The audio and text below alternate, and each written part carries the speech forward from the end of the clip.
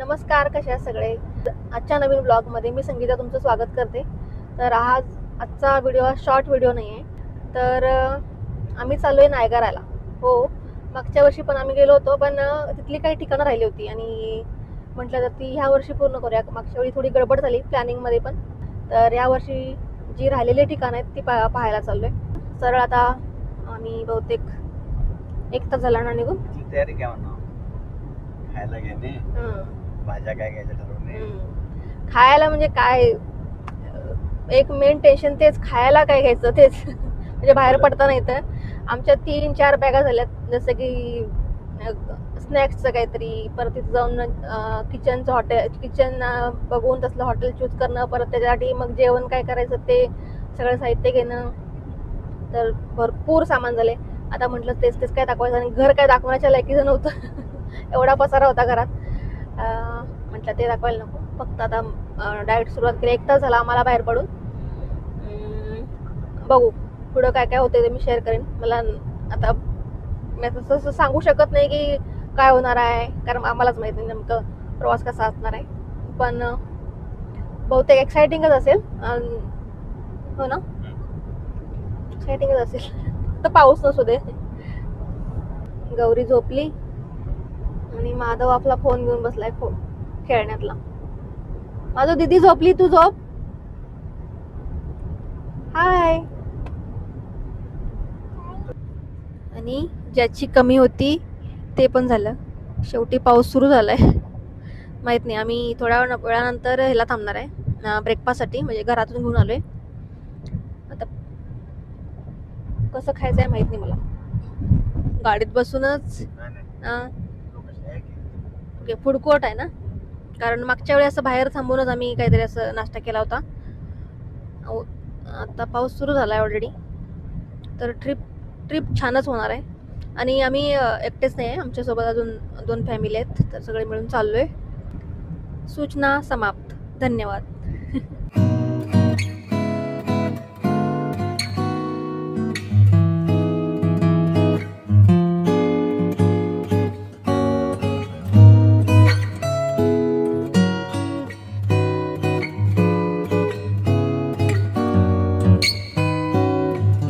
थांबून म्हणजे 2.5 तासाच्या अंतरावर, म्हणजे घरापासून 2.5 तासाच्या अंतरावर येऊन थांबून रेस्टरूम जवळ नाश्ता केलाय. नाश्ता म्हणजे आम्ही पराठे, चहा असं घरूनच करून आणलं होतं. ते खाऊन आता चालू आहे परत. अजून इथून पुढं 3 तासांचा प्रवास आहे ना. 3 तास डायरेक्ट जाऊन मग बहुतेक जेवू. त्याच्यानंतर मग सांगते तुम्हाला आम्ही कुठं चाललोय ते. काय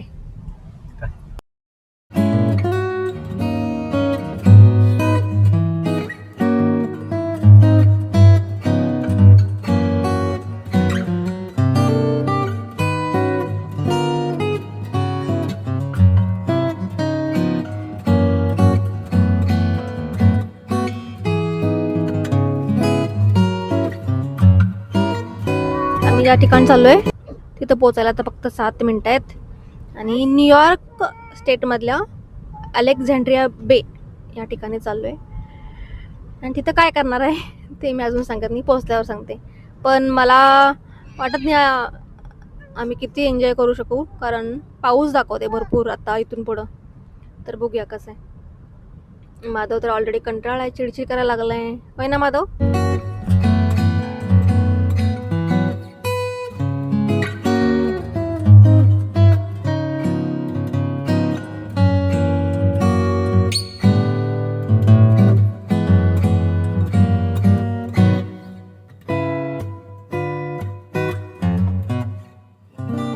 तर तुम्ही आतापर्यंत तुम्हाला अंदाज आला असला तर, नसला तर सांगते.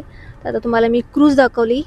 त्या क्रूजवर चाललोय आम्ही. तर इथं 1000 आयलंड म्हणून हे ठिकाण आहे. म्हणजे 1000 आयलंड आहेत, जे आम्ही म्हणजे 1000च्या वर धरू आता. तर असे बोटमध्ये बसून छोटे छोटे आयलंड आहेत ते बघता येतात. तर ही आमची बहुतेक 2-2.5 तासांची टूर असणार आहे. तर त्यासाठी चाललोय आम्ही. आणि बघू, चला दोघं आपण सोबत एक्सपिरियन्स करू. इथं पोचायला म्हणजे पाऊस सुरू झालाय. माधव इथं फिरतोय. चला माधव, पाऊस आला. हाय म्हण, हाय म्हण. चला कारमध्ये चल, कारमध्ये चल.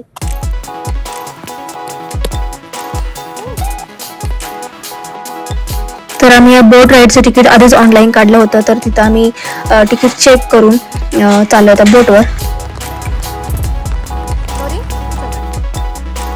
तर या बोट राईडसाठी मुलांच्या एवढेच आम्ही पण खूप एक्सायटेड होतो.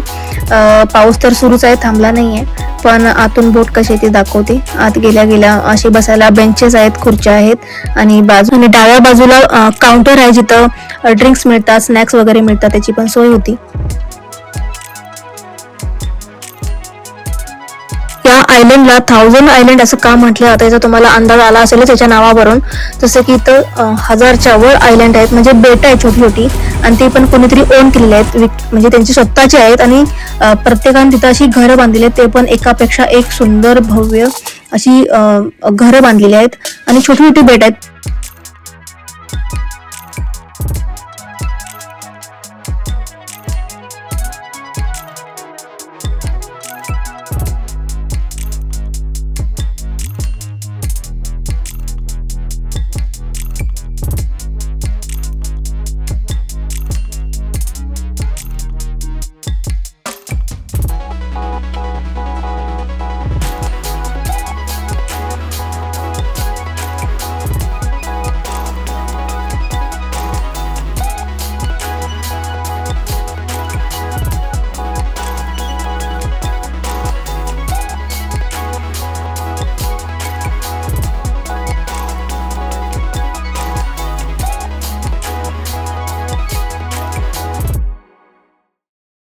आयलंड बघून झाल्यानंतर बोट माघारी फिरते आणि माघारी जाताना एका ठिकाणी थांबते जिथं आहे भव्य दिव्य कॅसल.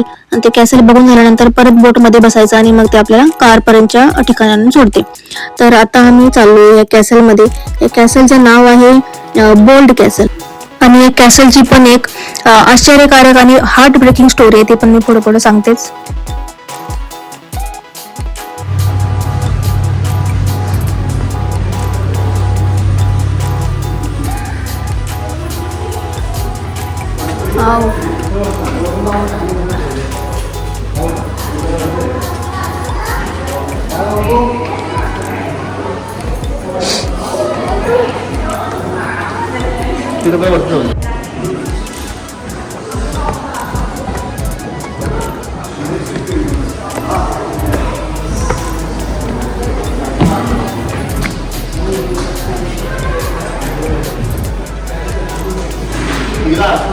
बापरे, आरसा बघा.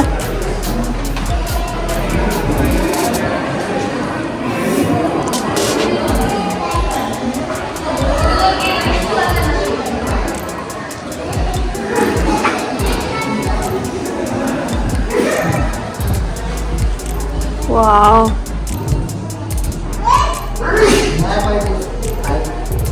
ओके, बेडरूम्स आहेत. कसला आहे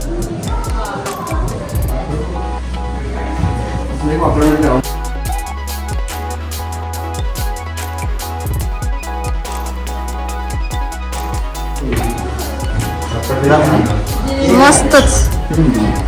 किती सुंदर घर, किती सुंदर. होय.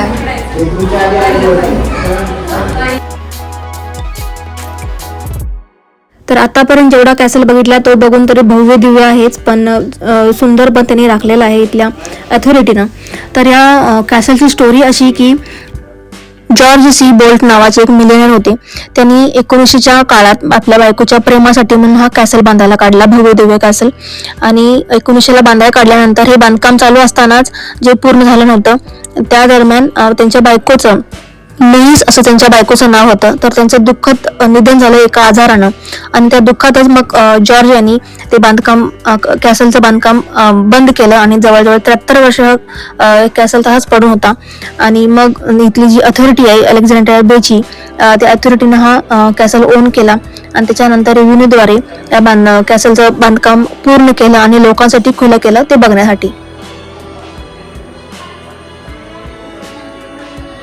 तर हा कॅसल व्हिडिओमध्ये बघताय तसा अगदी भव्य दिव्य आहे.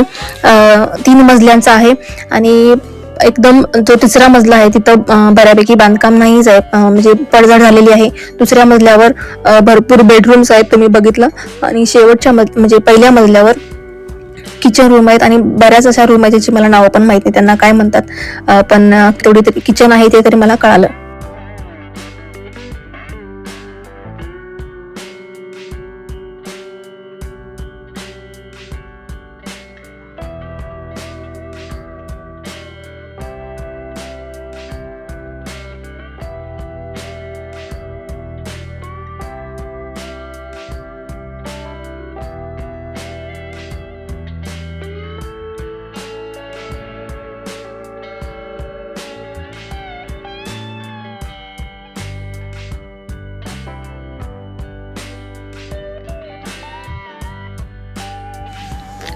या 1000 आयलंडचा आणि या सुंदर कॅसलचा अनुभव घेऊन चाललो आता आम्ही आमच्या हॉटेल रूमकडं, जिथं आम्ही आजच्या दिवस एक दिवस राहणार आहे. आमची ट्रिप 2 दिवसाची आहे.